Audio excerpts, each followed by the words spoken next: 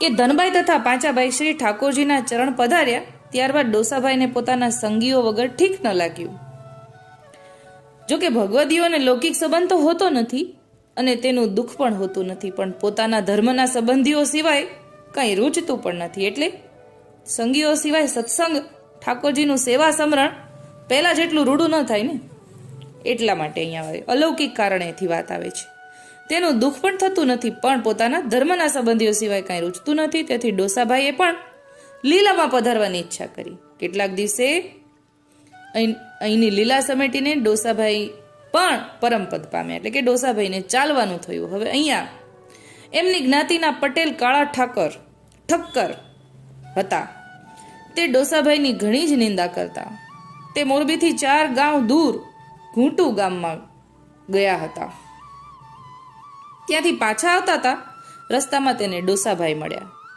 ડોસાભાઈ ખંભે થેલો લીધો છે, કપાળમાં મંગળરૂપ વિજય તિલક બિરાજે છે, અને કહ્યું કાળા ઠાકરને, જે ગોપાલ, હું જમનાપાન કરવા જાઉં છું.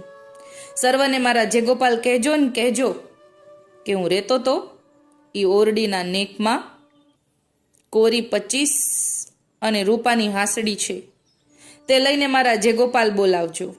એમ કહીને જે ગોપાલ કરીને નીકળ્યા. કાળા ઠક્કર ગામને પાદર આવે ત્યાં બધા વૈષ્ણવ નદીએ નાય છે. રસ્તો પણ ત્યાંથી જ નીકળતો હતો. તેથી સર્વને કહ્યું ડોસાભાઈએ જે ગોપાળ કહ્યા છે અને સમાચાર દીધા કે હું તો જમનાપાન કરવા જાઉં છું. ત્યારે સર્વ કહેવા લાગ્યા, જે અમો તેમના દેહને અગ્નિ સંસ્કાર કરીને જ અહીંયા નાહીએ છીએ. એ વાત સાંભળી કાળા ઠક્કર ઘણા જ વિસ્મય પામ્યા. સૌ સાથે ગામમાં ગયા. ડોસાભાઈએ કહ્યા પ્રમાણે નિશાની આપી કોરી તથા હાંસડી નેકમાંથી કાઢ્યા. આથી કાળા ઠક્કર ઘણા જ ગદગદ કંઠે બની ગયા અને પોતાને વૈષ્ણવ થવાની ઈચ્છા દર્શાવી.